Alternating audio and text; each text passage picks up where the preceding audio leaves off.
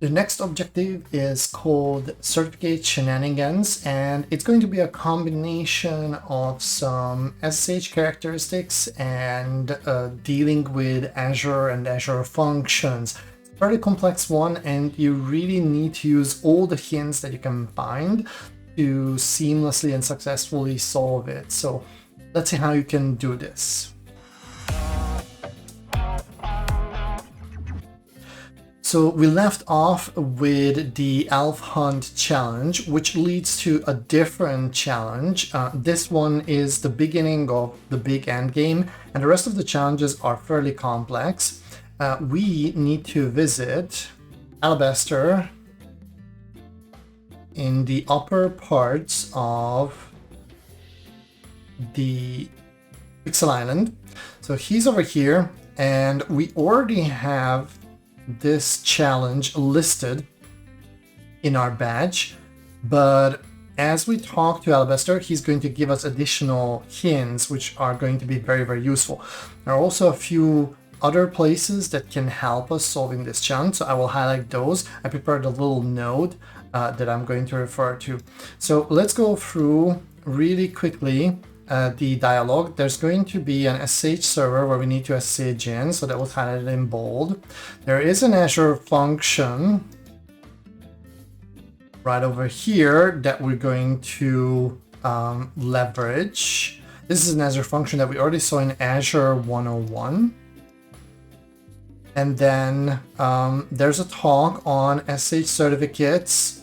There's also a reference to the REST API, and this is get source control actually, which we will need to kind of map this Azure function. And we had another hint previously, so just collecting here what we had from Alabaster. There's the SSH server name. This is the Azure function that we need to use to generate a certificate, an SSH certificate, which is different from like a standard HTTPS certificate. And he also gives us reference to the API endpoint for get source control. So we had one hint on Azure. This was the CLI one. This is not the one. Try to Azure function source code, access token. So this is another important one, but it is not the get source control API endpoint, but how to get a token, an access token. So we will need this access token to then talk to this API endpoint, because on the server that we're going to SSH in, we do not have the AZ command line tool. So it's a little bit tricky on that. And then there's this talk from Thomas, which is very useful. We're obviously not going to listen to it here, but I highly recommend for solving this challenge to check out that talk. So this is still the get source control. Yeah, I think the other important part is just the URL for requesting the certificate. But I also collected these here. So yeah, the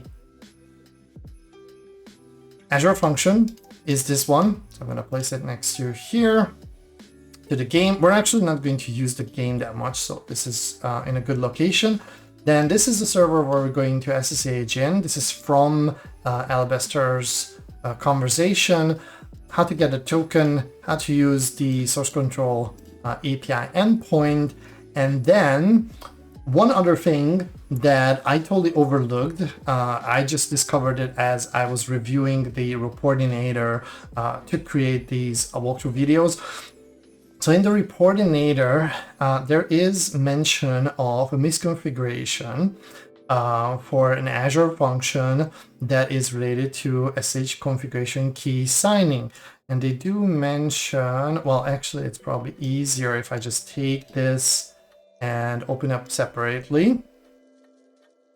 So this one was issue 4. They do highlight here assign principal parameter. That's not the exact name of the parameter, but it's a very close. So we will see a parameter that we need to manipulate, and that is actually a principal. That's the name of the parameter. So close, not exactly that, but this is a really good hint, which is, I totally overlooked this one initially. Okay, from Azure 101, we also created this Azure function. We're going to get back to this because I want to use this service ID, for example, to get the name of the subscription and the resource group. So we're going to leverage that one as well. All right, so the first order of business, and I'm going to use my notes extensively for this one. So first we need to create an SSH key, and this key that we generate will then generate a certificate and then use that certificate to log in to the server that we got from Alabaster. So this one here. So let's start off with just generating an SSH key. I emptied out my SSH folder. So this is going to be a brand new SSH key here. This is done with the ssh-keygen command. Just checking if recording is still good. So we need to enter a file name and a path for this one. Instead of the default name, I'm going to call this one Holiday Hack Challenge 2003, giving it a passphrase.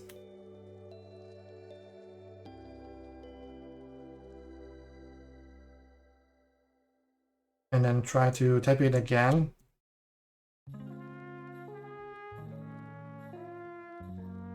Okay, managed to type it in twice.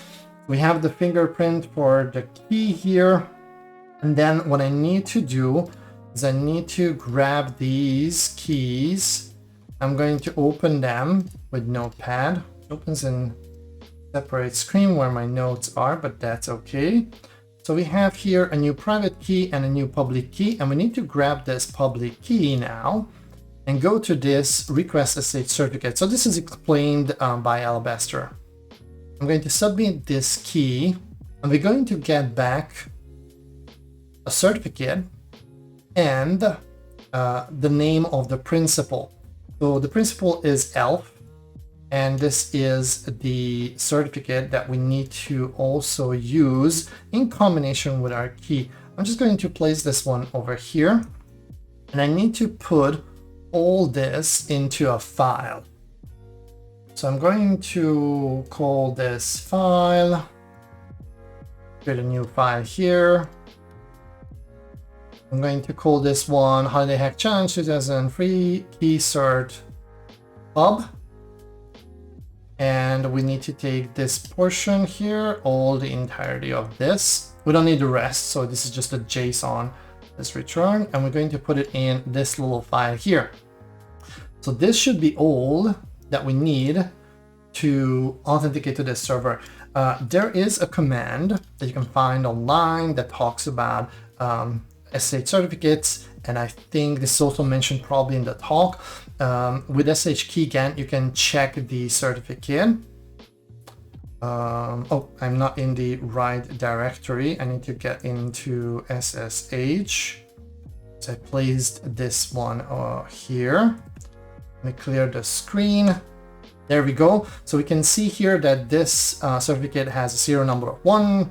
This is the first one that we generated for this key. Principals is ELF, and it seems to be okay.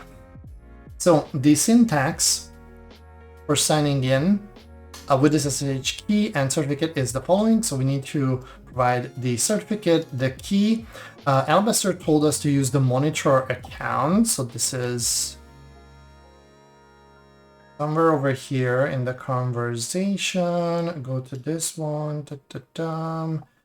I can see where he mentions monitor, but I'm pretty sure it's here somewhere. Monitor. There we go. There's the monitor account mentioned over here. So we are just taking all that information here, and then, oops, what happened? Let me just paste this one in again. With that information, I can sign in. Now here, normally with SSH certificates, the whole goal would be not to see this message doesn't matter for our example. So we're going to trust this one, and then we need to enter the passphrase for our key.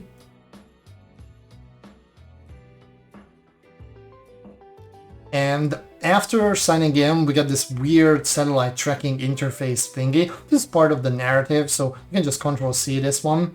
And then we are over here as the monitor account, and we have just access to this account. However, the goal here would be to get to Alabaster's account, and we need to find what kind of cookie cache he implemented. So we need to read his to-do list. Okay, so far so good.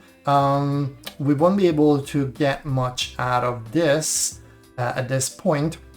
So we can do some reconnaissance here, but if you try to do ifconfig, I'm not even sure the IP tools are enabled here. So we can also check what other accounts are available here. So by peeking into the password file, we see that there's an Alabaster user account and there's the monitor account.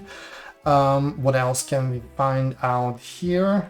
Let me just look at my notes.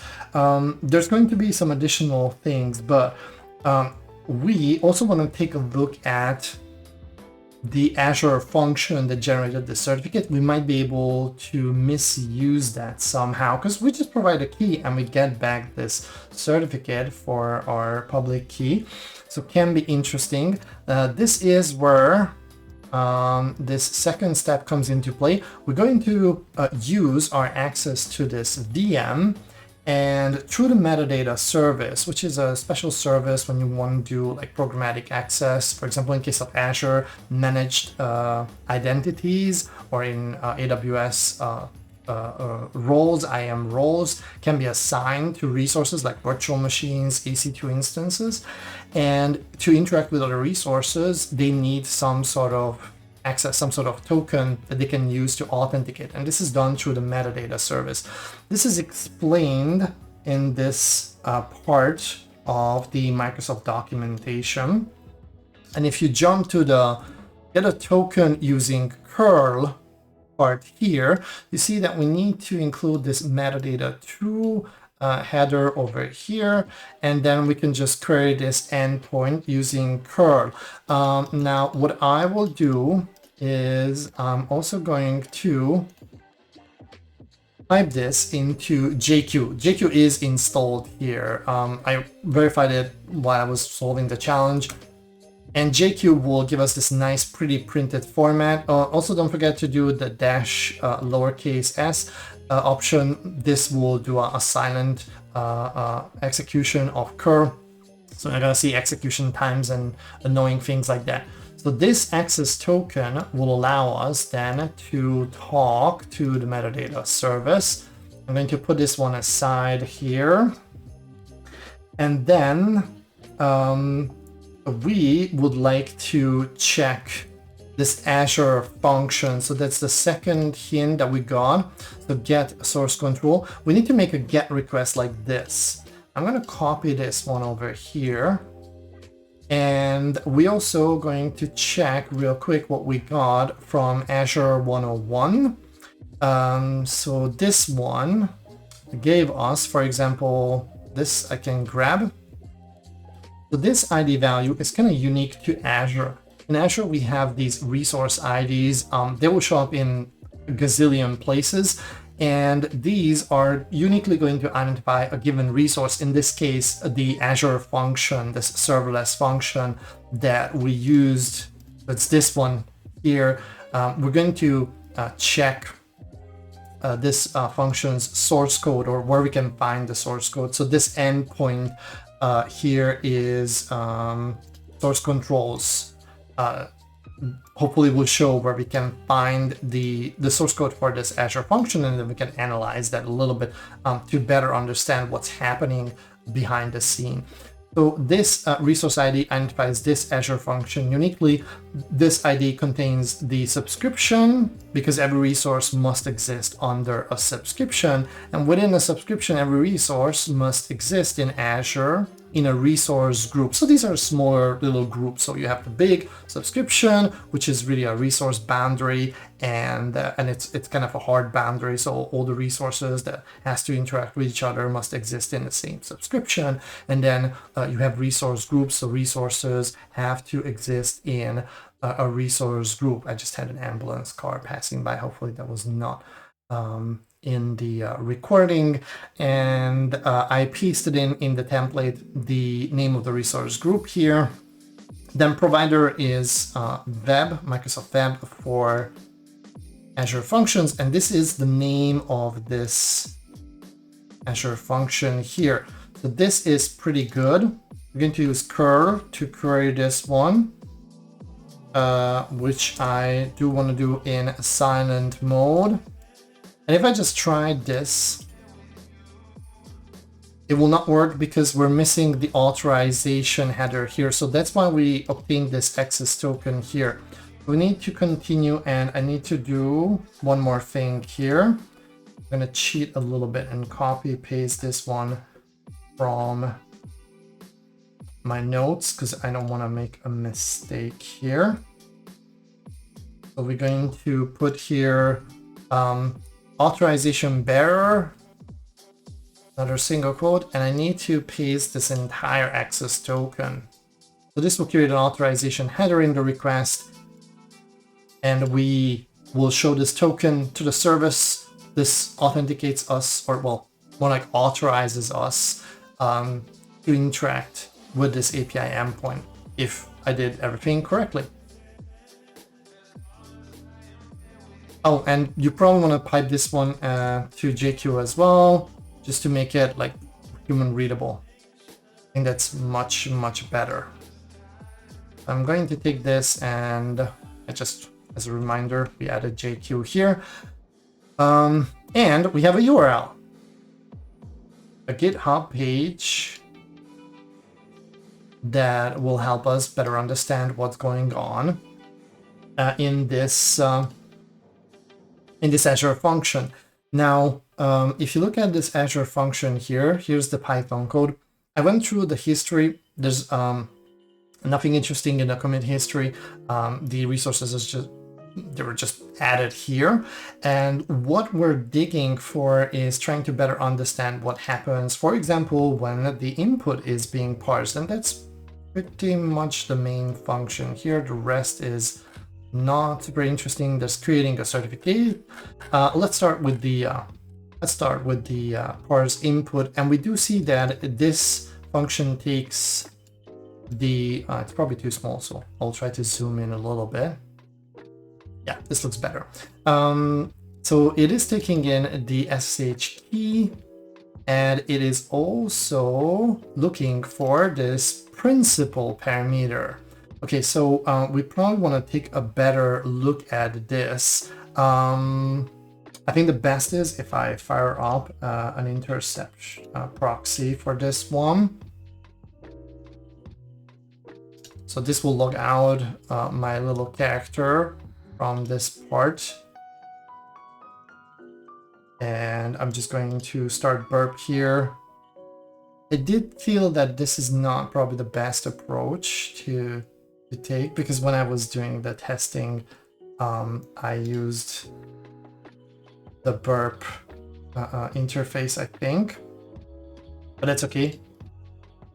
So this function here, all it took was just the SSH key, but according to the source code of the function, it also has a principal parameter. I'm going to sign in into this one real quick with my user account, and we're going to check how the traffic looks like when we interact with the Azure function, for example. So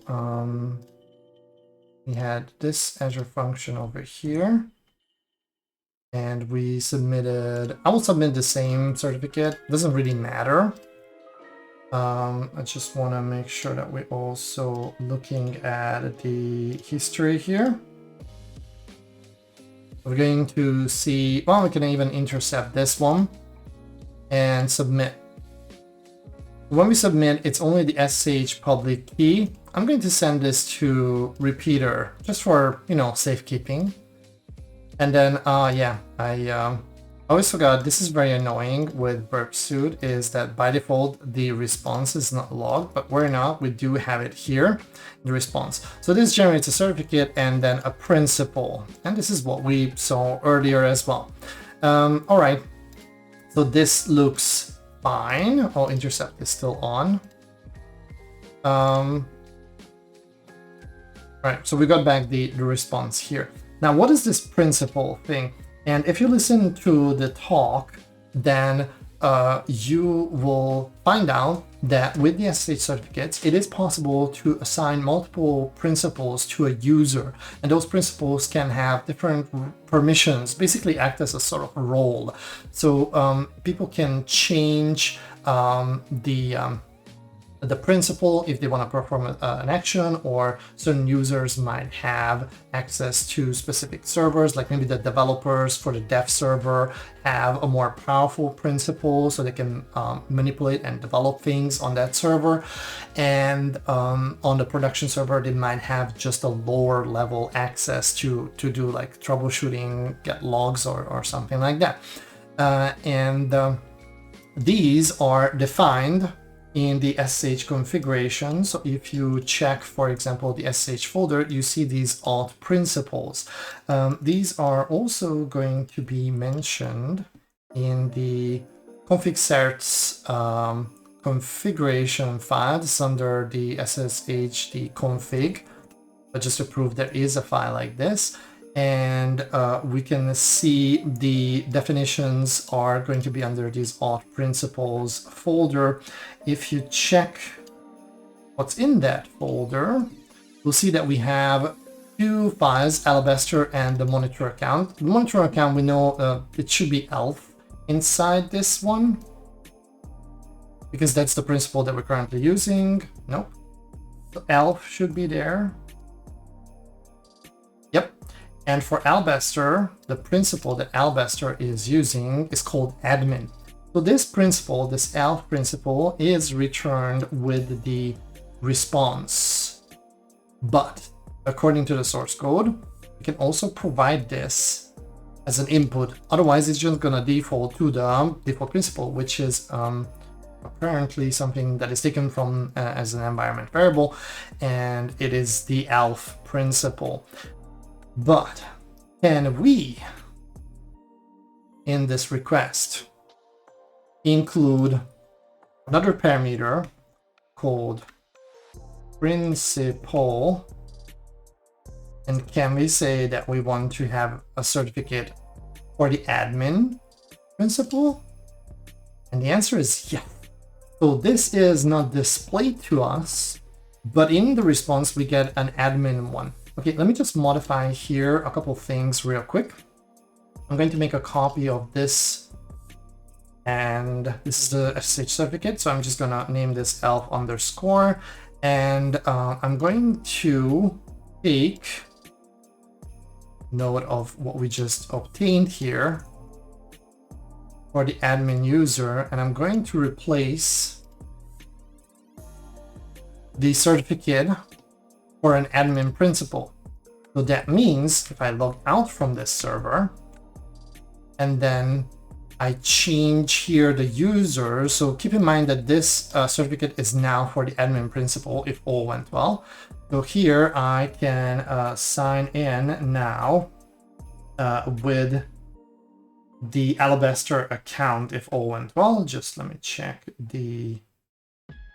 my notes, and also I don't want to mistype Alabaster's name. So this should allow me to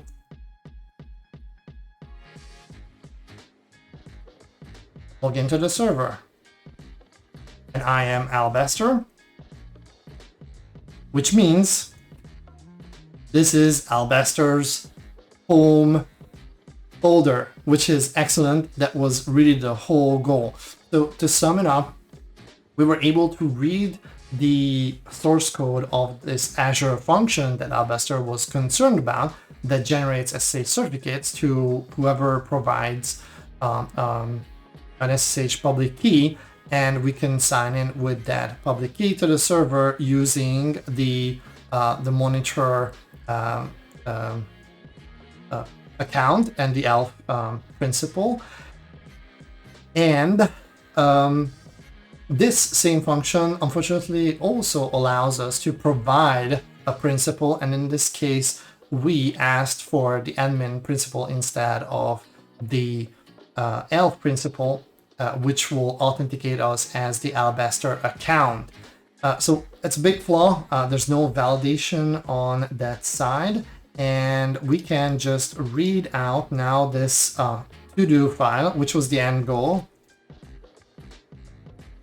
And the question for us was, let me see, objectives. So here we need to provide the cookie cache, the type of cookie cache that he's trying to implement, which is of course gingerbread. And then if we submit this, then we manage to get a new piece of the narrative. So we're doing great. Now we only have 5 pieces left from the narrative and 1 more challenge solved. So this was a more complex and I think one of the cooler challenges. 5 out of 5 Christmas trees. It was really complex. Hopefully you were able to follow along. So again, the fact that we already had access to that server as the ELF principal using the monitor account allowed us then to use the metadata service, query the API endpoint to get the source control for that Azure function, which we already discovered during the Azure 101 challenge. So if you went there and saved the information about this function, you could leverage that part. You could also leverage the hint from the reportinator, which is kind of fun. And then you got also the documentation for obtaining an access token and then using that access token. So all the pieces were provided to you, but you had to put everything together in this nice complex scenario. This scenario does continue with the Azure Active Directory one, but before doing that, we're going to see where the JWT challenge, the ELF hunt, is leading us to. That's a separate storyline, but it's a really cool challenge. So make sure that you check the next video as well.